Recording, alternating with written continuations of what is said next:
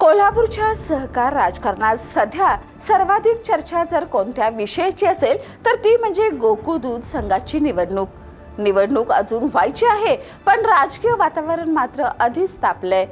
आरोप प्रत्यारोप, टोलेबाजी, चौकशीची मागणी आणि आता जिल्हा मध्यवर्ती बँकेपर्यंत पोहोचलेले गंभीर आरोप। त्यामुळे हा संघर्ष केवळ गोकुळपुरता मर्यादित राहिलेला नाही।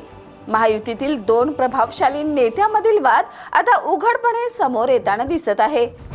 नमस्कार, मी सुरेखा आणि आपण पाहतात तारा न्यूज। गोकुळ दूध संघातील संस्थांच्या पात्र अपात्रतेच्या मुद्द्यावरून गेल्या काही दिवसापासून वातावरण चांगलंच ढवळून निघालंय। अध्यक्ष नवीद मुश्रीफ यांनी यापूर्वी गोकुळमधील माझं ज्ञान काय आहे असा टोला आमदार शिवाजीराव पाटील यांना लगावला होता। मात्र त्यानंतर संस्थांची चौकशी, काही संस्थांवर झालेली कारवाई आणि त्यातून निर्माण झालेल्या वादानंतर आमदार पाटील यांनी ही अप्रत्यक्ष पलटवार करत गोकुळमधील ज्ञान नेमकं कोणाचं हे आता जनतेसमोर आलं आहे असा संदेश दिला। पण हा वाद इथंच थांबलेला नाही। गडिंग्लजमधील आप्पासाहेब नलवडे साखर कारखाना आणि आजऱ्यातील वसंतराव देसाई साखर कारखान्याचा उल्लेख करत जिल्हा मध्यवर्ती बँकेकडून मोठ्या प्रमाणावर कर्ज मिळवूनही हे कारखाने आर्थिक संकटात कसे गेले असा थेट सवाल आमदार शिवाजीराव पाटील यांनी उपस्थित केला।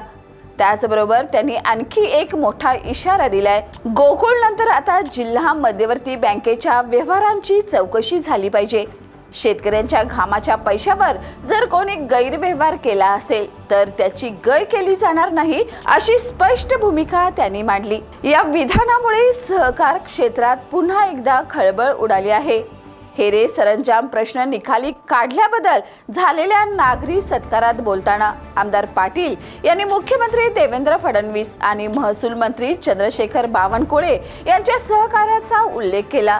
त्याचवेळी काही स्थानिक नेत्यांवर टीका करत जनतेत राहून काम केल्यामुळेच लोकांनी विश्वास दाखवला असा दावा त्यांनी केलाय।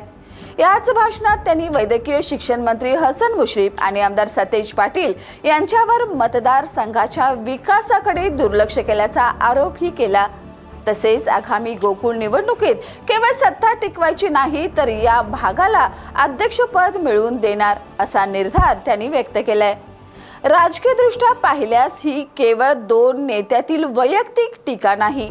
गोकुळ, जिल्हा मध्यवर्ती बँक, साखर कारखाने आणि सहकार क्षेत्रातील सत्ता या सर्वाभोवती फिरणाऱ्या समीकरणाचा हा एक भाग आहे।